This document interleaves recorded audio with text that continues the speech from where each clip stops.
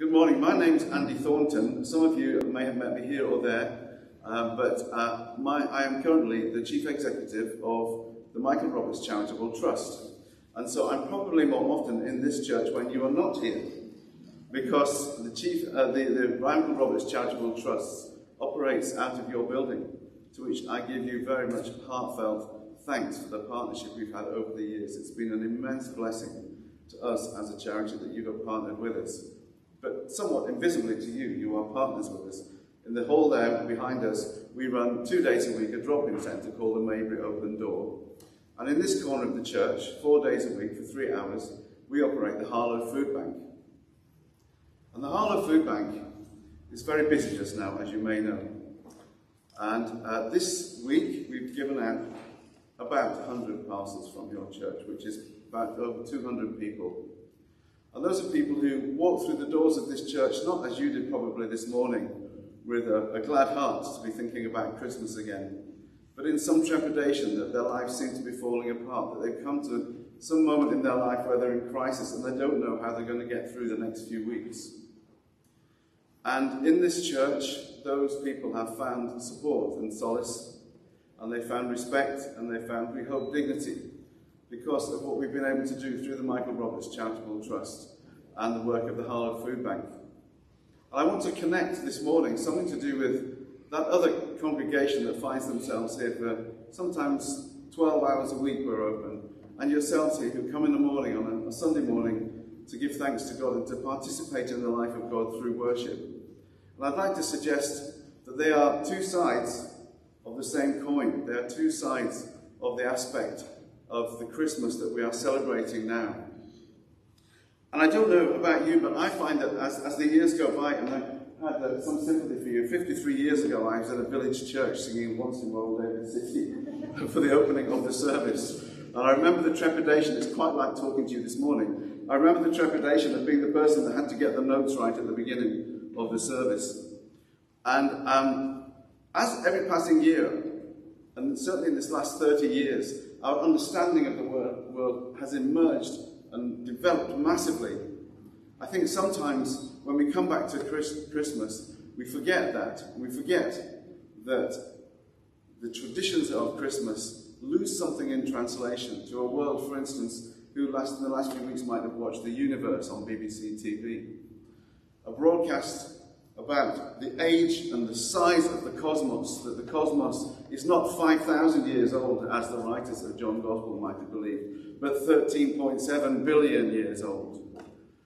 And when we use words like, he came down to earth from heaven, we're not talking about a flat earth and a layer above where the gods lived, but we're talking about a cosmos so big that there is 2.3 galaxies for every person alive on the earth at the moment. It is too much to believe, I think. How can we assimilate that? How can we still come in the church on a Sunday morning and say, the Maker, the person who created that cosmos, is the one who was coming down to earth in that tiny little baby in Bethlehem all those years ago?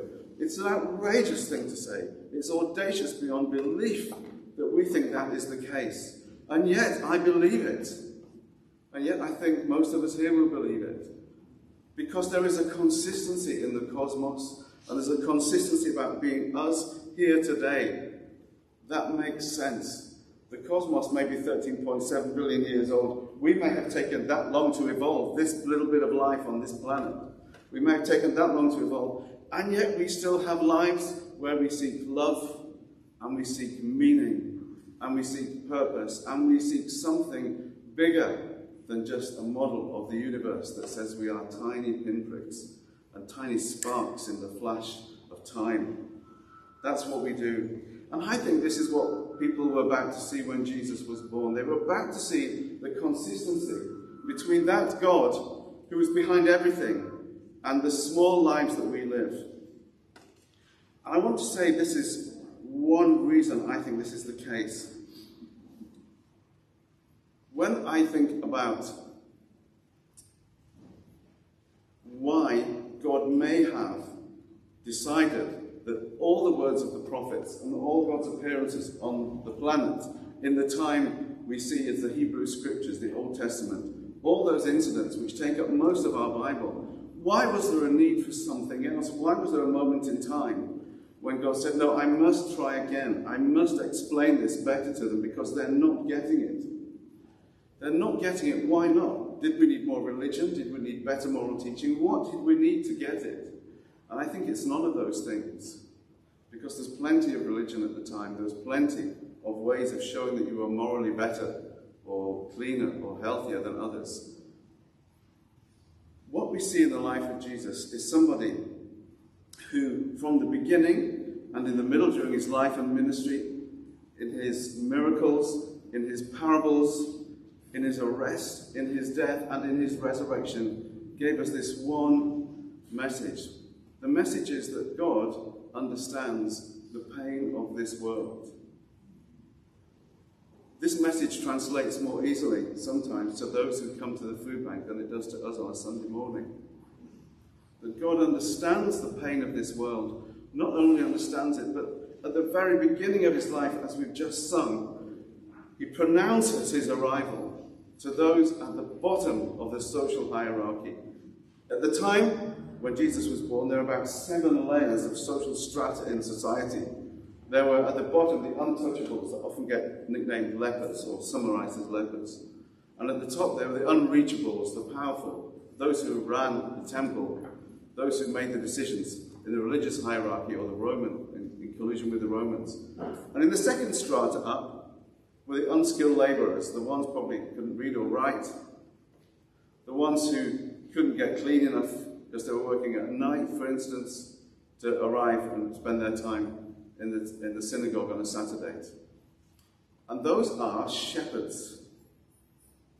A few years ago, I was in Bethlehem teaching with by chance a course that I ran at the University in Bethlehem.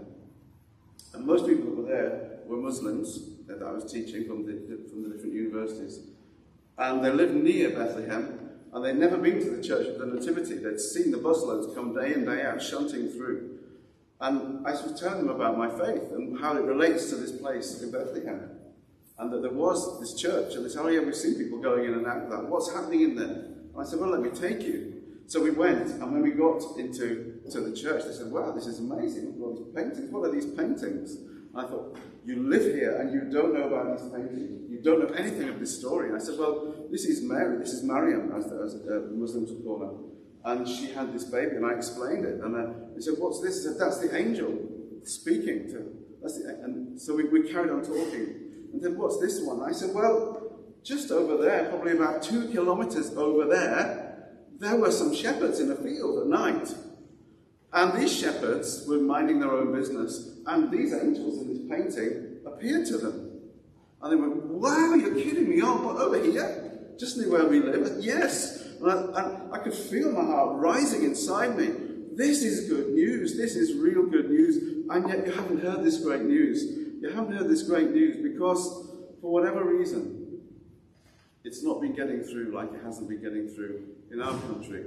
Until we recognize that, it's a sign that God has come. And as God has come, most importantly, for those who are in pain. Those who usually are pushed down the social hierarchy. Those who haven't had what it took to be someone special. Those who have endured prejudice, have endured abuse, have endured whatever it is. We all know the kind of things that have caused us pain, that have made it hard for us to feel strong about ourselves, to feel our dignity, to feel our specialness, to feel that we belong, to feel that God cares for us. We all know that. We've all experienced it in one way or other. And to those people, God kind of had one last try. I'll try this again, and I'll start as a baby. And I'll try and bring this completely to life in the flesh, so that people might get it. Once and for all, I'll try this again. There is a spiritual teacher I really admire called Richard Rohr, and he had this shortcut phrase. He has this great way of putting little phrases together that make sense. And he said, it's this: if we do not learn to transfer our pain, we transmit our pain. In other words, whatever's hurt us in life, if we can't get beyond what's hurt us, what's caused our grief, what's caused ourselves to be paralyzed, scared of the future, feel less of ourselves than a real child of God, if we can't do that, then what we do is we just live it out on others. We pass it on to others. We live lives that are just a bit sad, that may be angry, whatever. If we can't transform that pain, we transmit that pain. And do you know what I see in the story of Jesus is a man who, born even from the very start, from the announcement of his birth, as he goes on through his life, is someone who can take the pain of whatever was thrown at him, and he can transform that pain not into anger back, not into malice, but can not deliver back to those who cause pain to others, who cause pain for those he most cares about, the poorest, the cast aside. He can still heal their children. He can still show mercy. All the kind of things that seem superhuman to us. Jesus shows us that God does not live in ignorance of the pain that we endure. That God's heart is always for us. In fact, no matter what was thrown at him, whether it was the counterattacks of the temple, the attacks, the abuse he received, no matter what happened, even to death on the cross, he did not transmit back the pain of the world, but he suffered it and took it to the cross. And because he took it to the cross, we had the final conclusion of God saying, I've been trying to explain this to you. There is nothing you can do to me that will stop me loving you. And on the cross, we don't see the end of that Jesus. We see the very next to final act. The final act is that God raises that Christ from the dead. That Maker comes back to us and says, it's okay. You can trust in me. You can trust in me that you are safe. Your eternal life is safe in me. Trust in me. Take this journey of trusting in me because you will be safe. And what I think we do on a Sunday morning, and what I think we do during the week here at the food bank, we want to say to people, no, you can trust in God because with God you are safe. God has not overlooked your suffering. God has not overlooked your need. God has brought something to you to remind you that you are safe.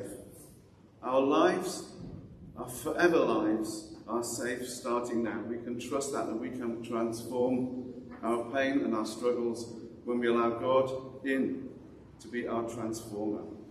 And when we resist giving back the pain that we've suffered. At that point, we begin a journey where we can get beyond our pains and our struggles.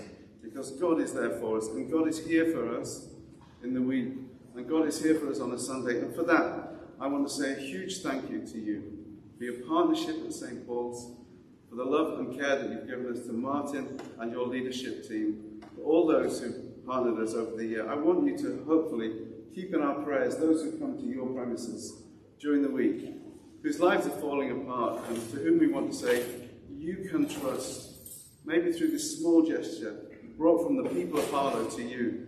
You can trust your God. You can trust your life. You can trust the future, because if you let yourself live in the life of God, then you are safe.